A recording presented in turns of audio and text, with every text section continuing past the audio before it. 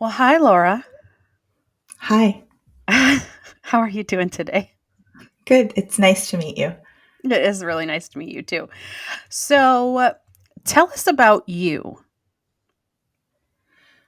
Well, there's lots of ways to talk about myself. I'm a 40-year-old mom of two. I am a West Coaster. I'm a serial founder. I Mm, have two businesses that I've founded. One of which is Close Cohen Career Consulting, which serves mid career and executive clients. And then the other of which is a software startup called Included.ai.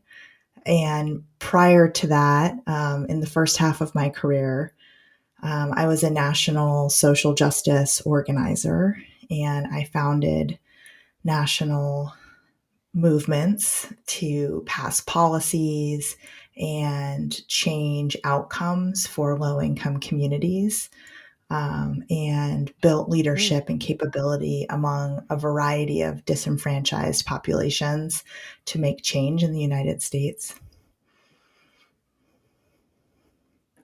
All So, right. Well, I was going to ask yeah. you what your biggest accomplishments are in life, but I feel like you just told us a lot of them. Oh. Let me ask you this. Let me ask you, I'm going to kind of give you a twist on that question. What would others say about you? What would they say are Oh, your biggest accomplishments? wow. I mean, in terms of what they would say about me versus my biggest accomplishments, right? So I think other people would probably agree that my biggest accomplishments are my family and my home and my software startup, which I'm really proud of, and my executive coaching practice in Seattle, which has been just so enormously successful and continues to be, under the leadership of Elisa Cohen, with myself as managing partner. And the lives that I've, been able to interact with over the years, moving around the United States and kind of dropping into different communities. But I mean, how they would describe me would probably be a little bit different. They would probably describe me as very eccentric, and a little bit, a little bit of like a firecracker. I have never, almost never really worked in a structured work environment in my entire life. It's very challenging for me to report to someone else and to follow the rules. Hmm.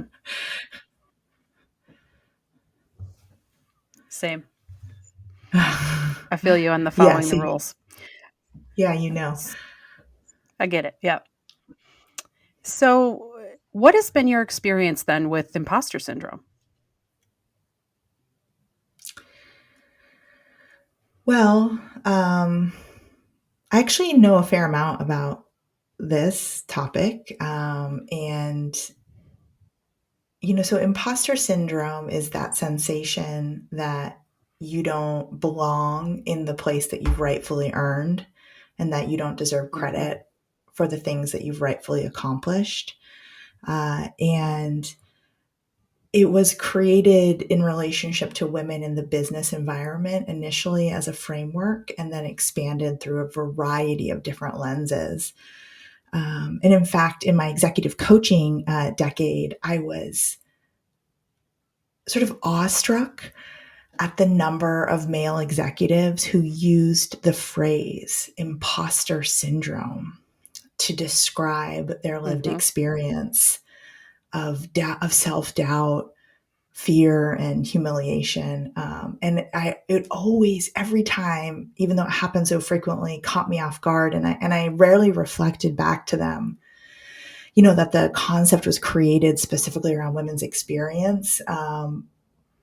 But it resonates so intensely with so many people. So for me, I think the Hmm. imposter syndrome has been most powerful in relationship to growing up blue collar and being raised by parents who themselves at points were raised poor.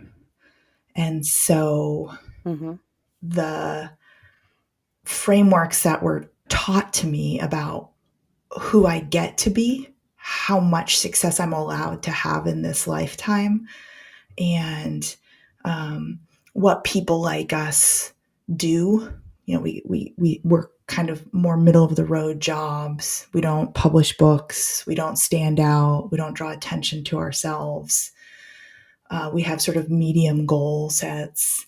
Um, I think that contributes a lot to the imposter syndrome for me when I'm in high visibility situations or when I'm having breakthrough financial or entrepreneurial success, because there's no role modeling, right? And so the feeling that I Mhm. have inside of me is like, who am I to get to enjoy this success? Who am I to get to enjoy this beautiful family? Or who am I to found a software company?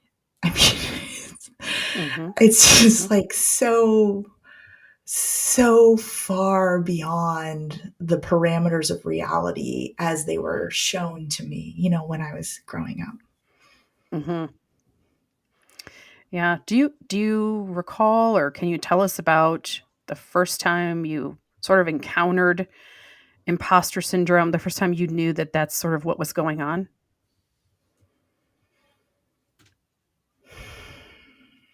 Or an early time, it doesn't have to be the first, but That's such an interesting question. Well, I think, look, there's a lot of neuroscience that talks about how your brain has a final knitting together in your late 20s. And so you're able to have an awareness of self in relationship to society that becomes sort of spiritual and transcendent, this breakthrough as you get closer and closer to 30. Like you kind of wake up and connect to the world around you and understand how people see you. And I think it was around that time that I became aware of the feelings that I mm, had. Um, who am I? I was leading national efforts and conversations and multi-thousand person marches and these sorts of things. Um, and I think I was just trying to operate on top of the fear that I would be discovered as a mhm, fraud or an imposter. And I think I kind of had a wake up call around that time period in my life, when the neuroplasticity kicked in, and I actually had to take a break from kind of public persona for a couple of years and try and understand what had just happened in the previous decade. mhm.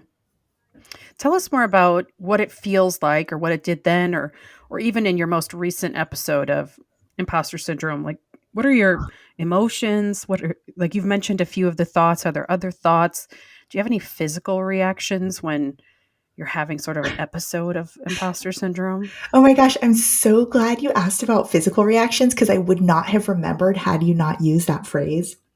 Mhm. So to come up into the present moment, um, I mean, I can't. I mean, I'm like almost laughing when I think about it because like my life is so beyond my own reality that I feel like a spectator in a movie half the time. So very recently, since this past summer of 2020, I have been involved in founding a very successful seed stage startup, Included.ai, and have discovered lots of things about founding software company, and one of which is what it's like to pitch to venture capitalists. And we're very lucky because our co-founding Mhm. team is very successful at previous startups. And so we've had lots of access to venture capital. So we pitched and pitched and pitched and pitched and pitched. And I had never in my life pitched to venture capitalists. And so what started to happen is, one pitch after another. Here we are, COVID, right? Exclusively on Zoom. And I'm just blushing Mhm. like the human torch and then forced to watch it on the screen and like watch the red like creep up from the v neck to the neck to the jawline and you're watching it as this Mhm. horrific biofeedback loop because I get hotter as I'm watching it. It was a version of torture for sure.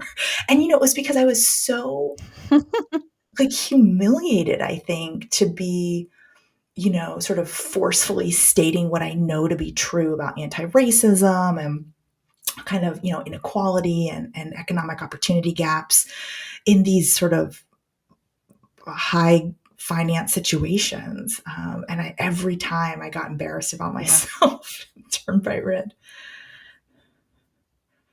Yeah. Any other emotions or thoughts when you're having this imposter syndrome? Yeah, I mean, I have a lot of tools in my toolkit because I've done a lot of personal work over the years. So they're big feelings. I mean, I experience them these days as very just sort of like various flavors of intense sensations, sort of like Mhm. overwhelm or disbelief, a lot of disbelief. And so for me at this stage in my life, I'll do a lot of like running or exercise to try and get my nervous system back into alignment with the overwhelm or the disbelief. Some of it it's like basic like therapy concepts of like trying to bring yourself back into reality because, like I said, half the time I feel like I'm not living my own life. Mhm. Like you're sort of watching from the side. Yeah. I mean, part of When it's the was low your most recent? expectation. Oh, sorry. Sorry. No, that's okay. Go ahead. Go ahead. What's the low expectations? Once you bust past what you were told was the outer limits, how are you supposed to know that you're still in reality? And so for Mhm. me, that's sort of the spiritual journey. Yeah. So, how do you cope? Do you have techniques that you put into practice? I mean, what can you do or what do you do that makes it better? I think being busy, being a mom and having a family and having two businesses has really forced me to get honest about which tactics work fastest. When I was Mhm. younger and I didn't have kids, I had just an enormous abundance of time. And so I could go to the sauna and I could go to a yoga class and it was sort of and meditate. And so for me, and I think it's probably different for each person, the things that really work fastest are a run, anything where the endorphin release happens, or any kind of workout, the endorphin release immediately starts to recalibrate my nervous system, which for me is really critical for staying grounded. And then additionally, Mhm. I found a 5-minute gratitude journal on Amazon at the beginning of the pandemic. I wasn't a gratitude journal kind of person. I would have thought it was very hokey. Mhm. But it turns out that the neuroplastic implications of overtly handwriting the things that you are grateful for and the things that you intend for your day and for yourself in 5 minutes every morning have been honestly profoundly impactful. Yeah. Yeah. Anything else that you do that sort of helps make it better? This is a very maybe strange response to your question, but I would just say it in case there was anyone else like me out there. Mm. For me personally, as a female founder and leader, and small time executive, maybe not small time, maybe big time executive, um, not talking about it with other people has actually been really healing. Like talking to myself Mm. about it, essentially, not asking other people to either prop me up or fill in the gaps or endlessly processing about it, but feeling or seeing the thoughts in myself, naming them, grabbing them, looking at them, and sort of letting them go in a continuous loop Mhm. has really worked for me. Very good. So, what would you share with someone who is experiencing imposter syndrome right now? Oh, yeah. Okay. This is a different way to get at some good tactics. I like that question a lot.